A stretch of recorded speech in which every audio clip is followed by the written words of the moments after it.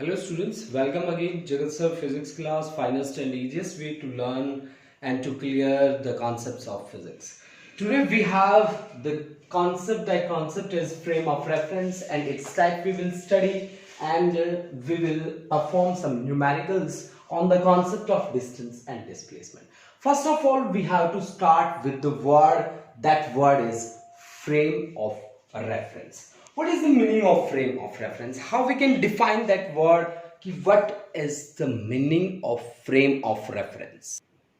Before starting this concept frame of reference, I will take some examples and explain. जब हम किसी भी motion को एक्सप्लेन करते हैं, जैसे कि मान लो कि मैं जा रहा हूं, दिल्ली जा रहा हूं, अपने घर से निकला, तो वो मेरा क्या है, एक रेफरेंस पॉइंट है. मान लीजिए मैं यहां एक टाउन ए से लेकर टाउन बी तक जा रहा हूं. This is some town, say this is B town and I am coming from this is town A, this is town A and I'm going to town B. Then this is the reference point. This is first reference point जहां से मैं start हो रहा हूं. अब मान लीजिए मैं कहीं किसी जगह से निकलता हूं और अपने घर से निकलता हूं, तो वो मेरा घर क्या है, मेरा एक रेफरेंस पॉइंट है. ठीक है. अब यानी कि किसी भी मोशन को डिफाइन करने के लिए क्या चाहिए, एक रेफरेंस पॉइंट चाहिए. बिना रेफरेंस के आप बात नहीं कर सकते. ठीक है. अब आप किस तरह से मोशन में हैं, आप सीधी सीधी लाइन में जा रहे हैं, आप किसी एरिया एलिमेंट में जा रहे हैं, आप उड़ के जा रहे हैं, आप कैसे जा रहे हैं. ठीक है. That depends on you. ठीक है. कि आपके मोशन को डिफाइन करने के लिए कितने पॉइंट्स का सहारा लेना पड़ेगा, किस किस का सहारा लेना पड़ेगा, फिजिक्स में उस सहारे का नाम फ्रेम ऑफ रेफरेंस होगा. ऑल्दो अर्थ की अगर हम बात करते हैं तो Earth is a moving frame. Earth क्या है, अर्थ की सबसे पहले मैं बात कर रहा हूं, अर्थ एक मूविंग फ्रेम है. ठीक है. और जिसकी वेलोसिटी क्या नहीं है, कांस्टेंट नहीं है. यानी कि ये कैसा फ्रेम है, एक्सेलरेटेड फ्रेम है. एक्सेलरेटेड फ्रेम है. अब इसको एक्सेलरेटेड फ्रेम क्यों बोला जाता है, इसको एक्सेलरेटेड फ्रेम बोलने का रीजन क्या है. ठीक है. मैं आपको बता दूं कि ये अर्थ जो है जिस फ्रेम में काम करेगा, वहां हम डिवीजन करेंगे दो फ्रेम की, और उन फ्रेम में हम उनको एक्सप्लेन करेंगे. देखिए हमारी नेचर में कोई भी मोशन है ना सीधा नहीं है. सारे के सारे कैसे मोशन है, रिलेटिव मोशन है. देखो जब हम चलते हैं तो हम किसी के विद रिस्पेक्ट चलते हैं, मतलब हमारी नेचर में एब्सोल्यूट मोशन नाम की कोई चीज नहीं है. ठीक है. एब्सोल्यूट मोशन का मतलब क्या होता है कि दूसरे हमारे विद रिस्पेक्ट पूरी तरह से रेस्ट में है. स्टूडेंट्स जो बातें मैं यहां पे बोल रहा हूं आप नोट कर सकते हैं उन चीजों को, ये आपके लिए बड़ी हेल्पफुल रहेंगी. मैं बात कर रहा हूं एब्सोल्यूट मोशन की, जिसमें दूसरे सारे ऑब्जेक्ट किसमें है, रेस्ट में है. ऐसा पॉसिबल नहीं होता. हमारी नेचर में हर मोशन कैसा मोशन है, रिलेटिव मोशन है. This thing you have to keep in mind कि हमारी नेचर में हर एक मोशन कैसा मोशन है, रिलेटिव मोशन है. मेरी बात आपको समझ में आई. शायद ये बात मैंने कहीं पे भी लिखी भी है कि हमारी नेचर में हर मोशन कैसा है, रिलेटिव मोशन है. अब फ्रेम ऑफ रेफरेंस क्या है, the point with respect to which we study the motion. अब यहां किसके विद रिस्पेक्ट स्टडी कर रहे हैं, मान लीजिए ये हमने पॉइंट कंसीडर किया, ये first reference point, this is first reference point, reference point, और ये है हमारा सेकंड रेफरेंस पॉइंट,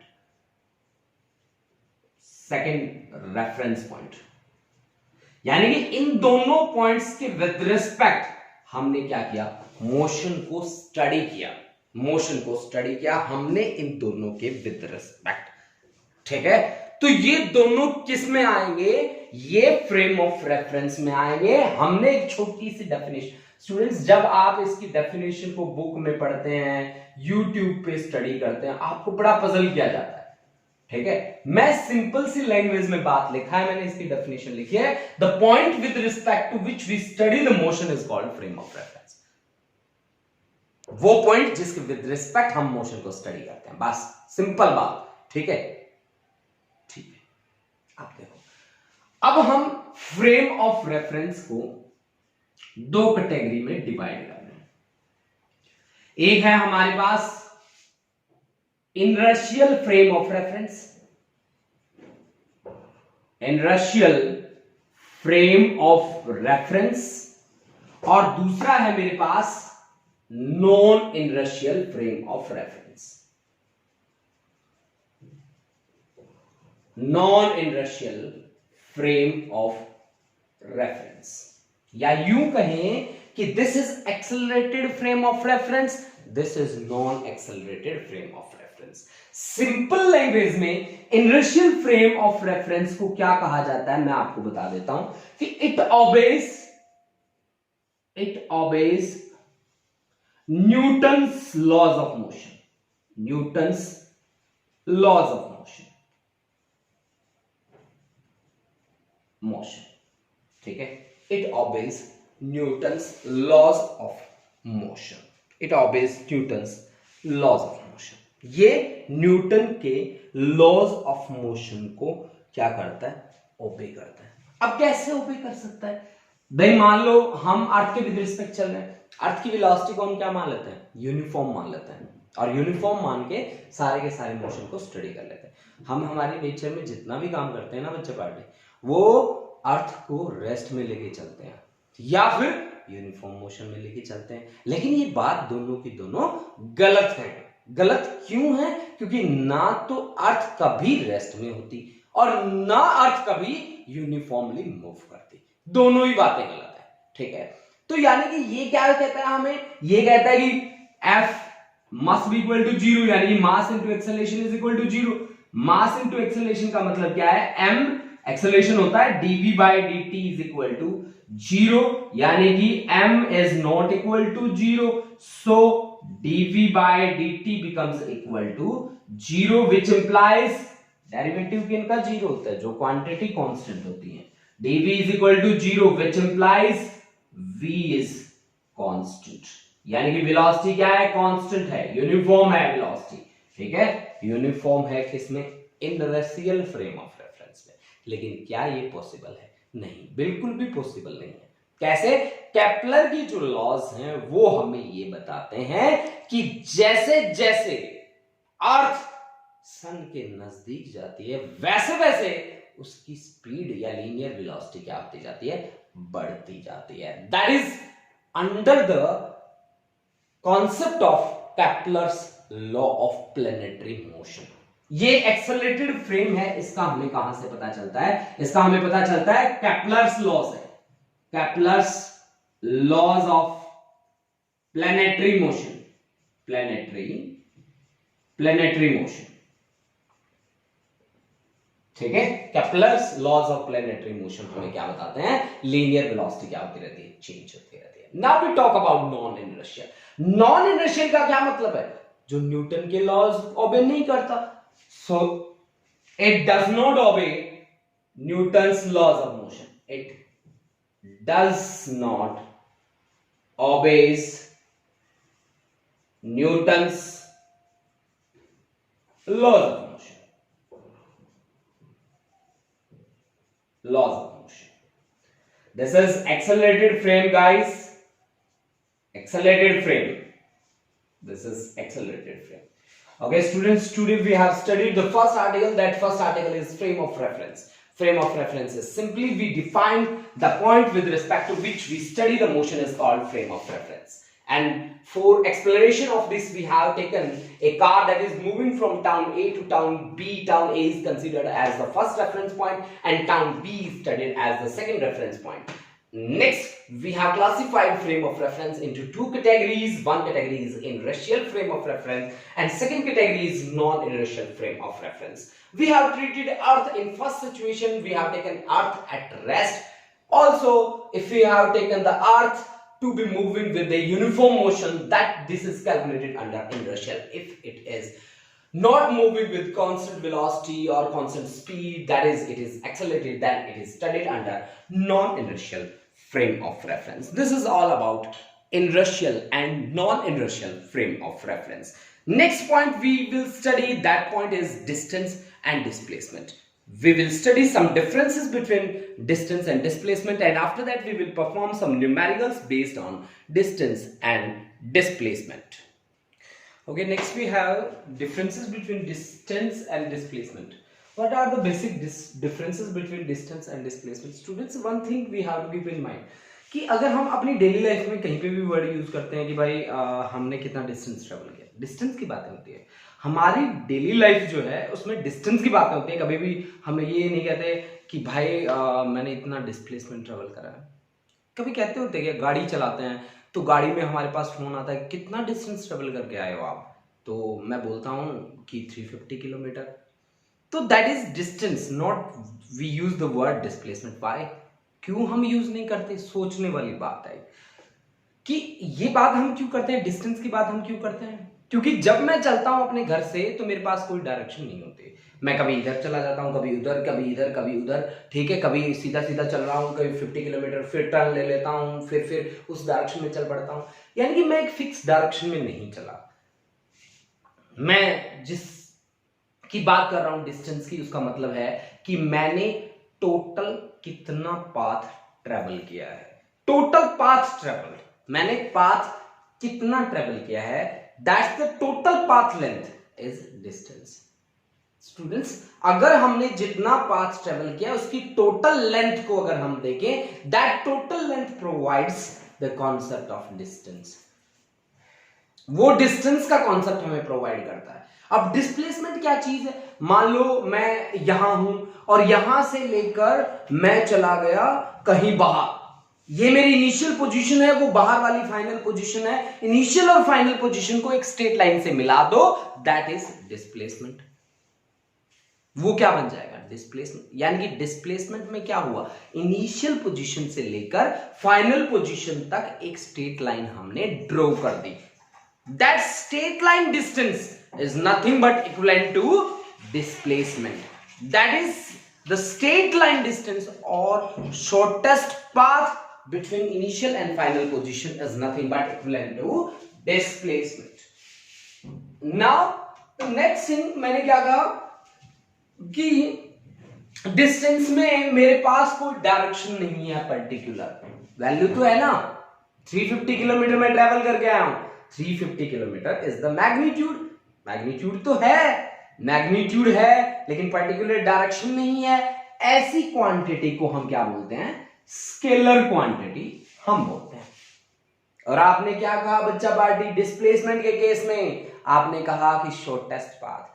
चलो हम एक एग्जांपल लेते हैं। मान लो मैं गाड़ी लेके ऐसे चला, मैं पहले गया ऐसे, यहां से ए से लेकर और बी तक गया, बी से लेकर मैं ऐसे गया, ये मान लीजिए सी पॉइंट, सी से लेकर मैं ऐसे गया डी तक, और डी से लेकर मैं यहां आया ई तक।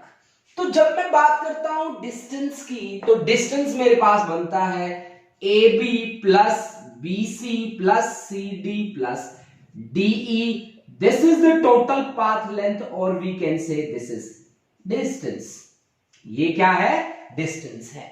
लेकिन अगर बात डिस्प्लेसमेंट की आ जाए और मुझसे पूछा जाए कि डिस्प्लेसमेंट कितना है यहां पे, तो मैं क्या करता हूं कि ए और डी ये है मेरी इनिशियल पोजीशन, इनिशियल पोजीशन, और ये है मेरी कौन सी? Final position. ई मेरी क्या है? फाइनल पोजीशन है। इनिशियल और फाइनल पोजीशन के बीच एक स्ट्रेट लाइन ड्रॉ कर दीजिए, दैट डॉटेड लाइन, ठीक है, रिप्रेजेंट द डिस्प्लेसमेंट। मैं कहां से कहां चला हूं? ए से E, this is the direction of displacement. तो डिस्प्लेसमेंट कितना होगा? A is displacement, displacement. Okay students, this is displacement. अब आप एक बात देखो कि आपने क्या कहा? आपने कहा डिस्टेंस के बारे में कहा कि ए से बी जाओ, बी से सी जाओ, मतलब इट टेल्स डिस्टेंस की अगर मैं बात करता हूं, it tells the type of path followed. ठीक है, इसने path type of path followed भी हमें बताया कि कैसा पाथ आपने ट्रेवल किया है।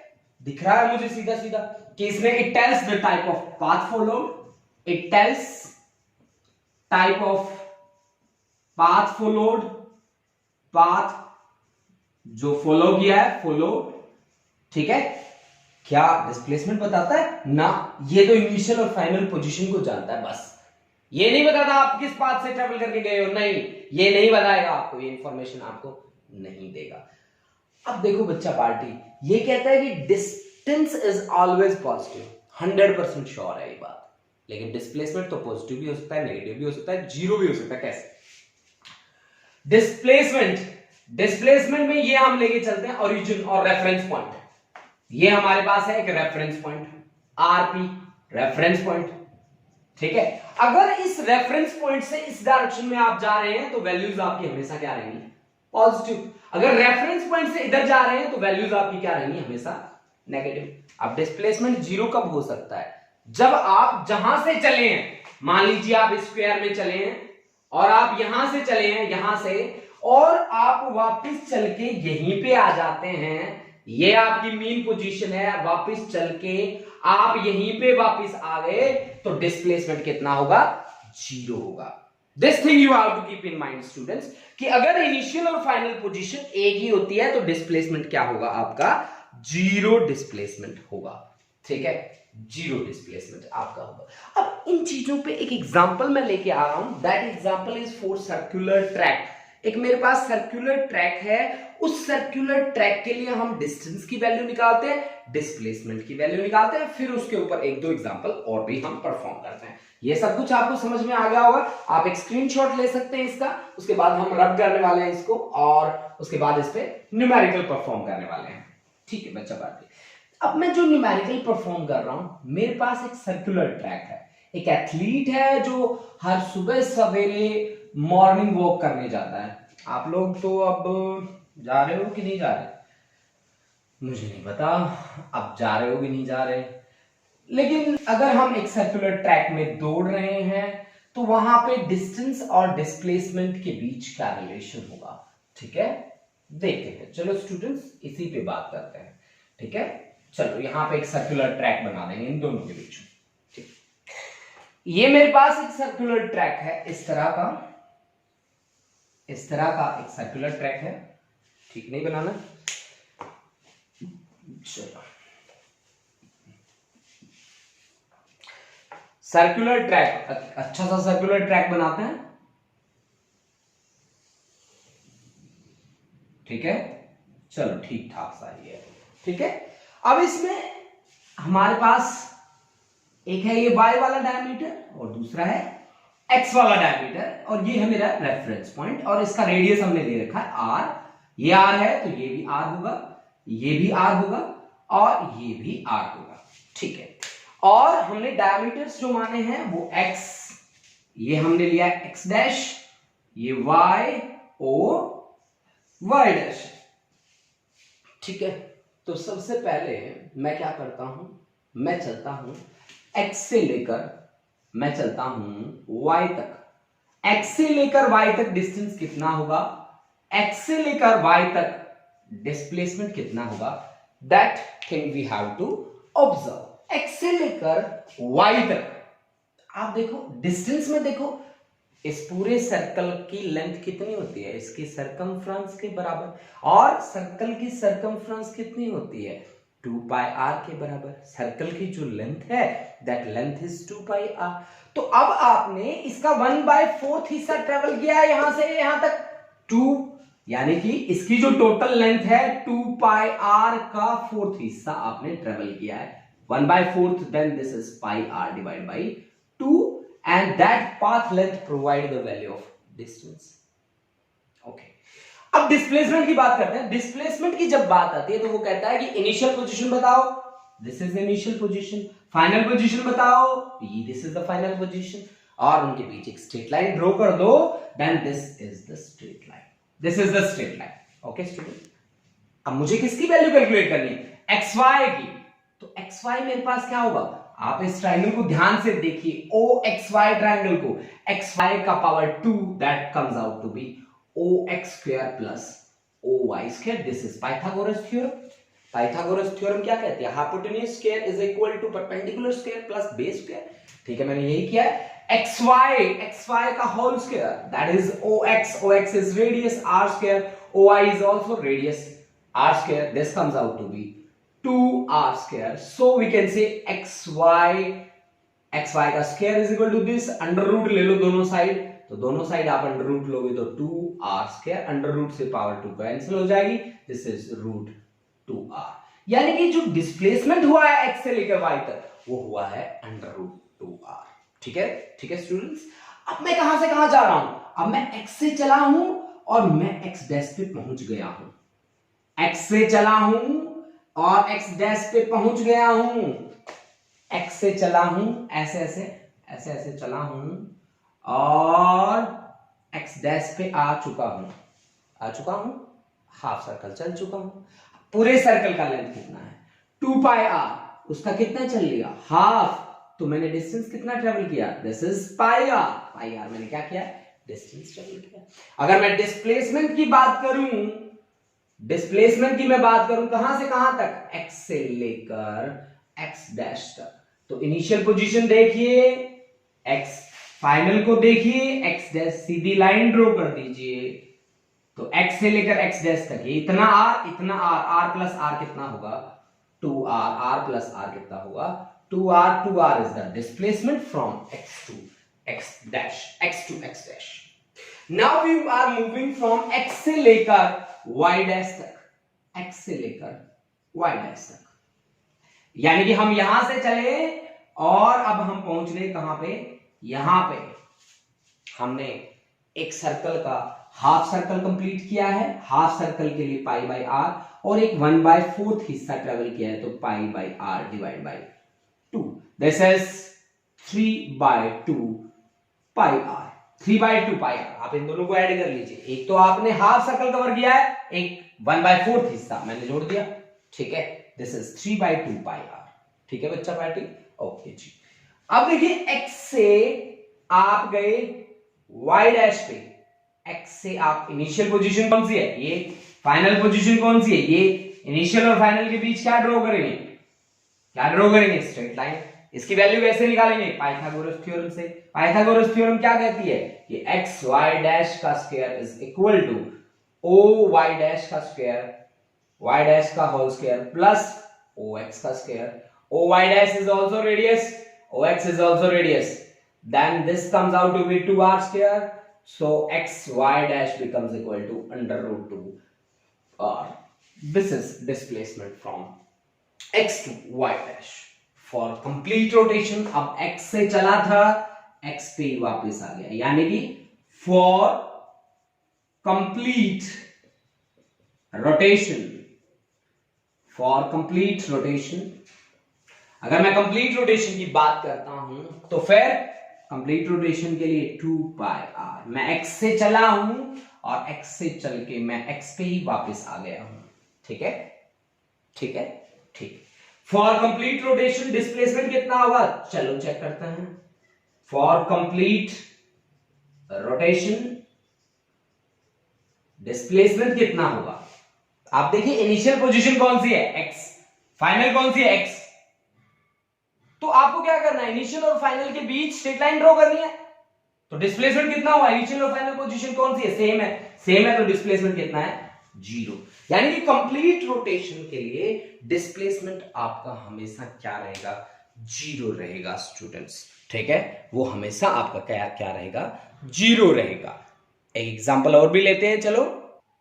हाँ जी बच्चा पार्टी, एक अब हम एग्जांपल ले रहा हूं मैं डेली लाइफ का।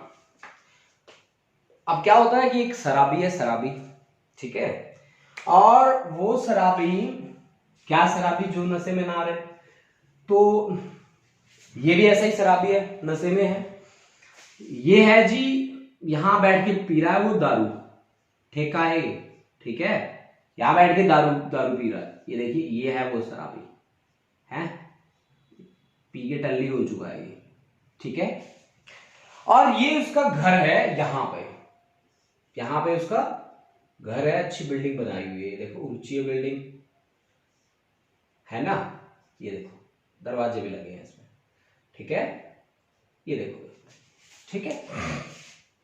अब हमने क्या कहा कि उसका जो ठेका है ना वो घर से 15 मीटर की दूरी पर है।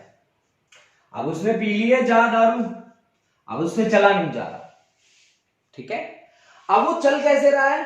चल रहा है 5 स्टेप फॉरवर्ड चल रहा है, वो 5 स्टेप फॉरवर्ड